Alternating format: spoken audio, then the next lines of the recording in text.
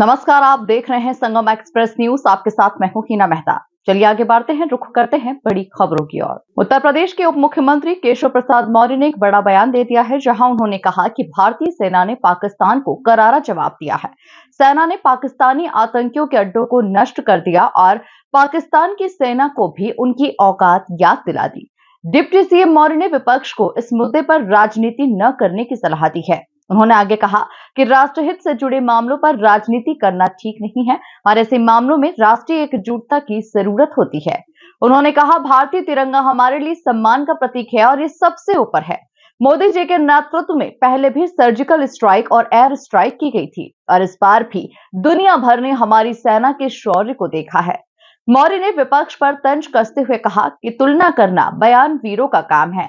उन्होंने ये भी कहा कि दुनिया के कई देश भारत की विकास यात्रा को रोकना चाहते हैं, लेकिन देश मोदी जी और भारतीय सेना पर पूरा भरोसा रखता है। डिप्टी सीएम ने कहा कि अगर कांग्रेस या विपक्ष को इस बात का दुख है कि उनके मंसूबे पूरे नहीं हो पाए, तो ये उनका निजी दर्द है और गलत सोच का परिणाम है।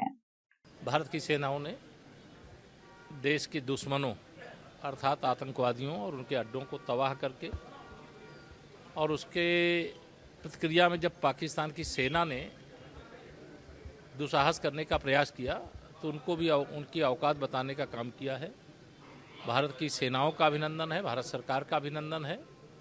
विपक्ष इस पे राजनीति ना करे, ये राष्ट्र हित से जुड़ा हुआ मुद्दा है और राष्ट्र हित से जुड़े हुए मुद्दे पे राजनीति नहीं करनी चाहिए। भारत का तिरंगा सम्मान के साथ ऊंचा है और उस पर जो भी सवाल करते हैं वह कभी कभी लगता है कि राजनीति में जो प्रमुख स्थानों पे होते हैं, चाहे वो पक्ष में हो चाहे विपक्ष में हो, राष्ट्रीय महत्व के मुद्दे पर राष्ट्रीय एकजुटता की जरूरत होती है। विपक्ष कह रहा है हम साथ तो थे लेकिन फिर भी समझौता किया गया। इंदिरा गांधी से तुलना लगातार ये तुलना करना वो बयानवीर लोगों का काम है।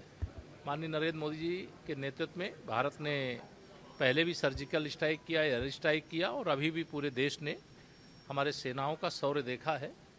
इसलिए कब क्या रणनीति अपनाना चाहिए, क्या निर्णय लेना चाहिए, मोदी जी के प्रति देश का भरोसा है, देश की सेनाओं के प्रति देश का भरोसा है और भरोसे के अनुसार कांग्रेस या विपक्ष को ये चाहता है कि जो दुनिया के कई देश भारत की विकास यात्रा को रोकने में रुचि रखते हैं, अगर उनके मंसूबे फेल हो गए, इसका इन लोगों को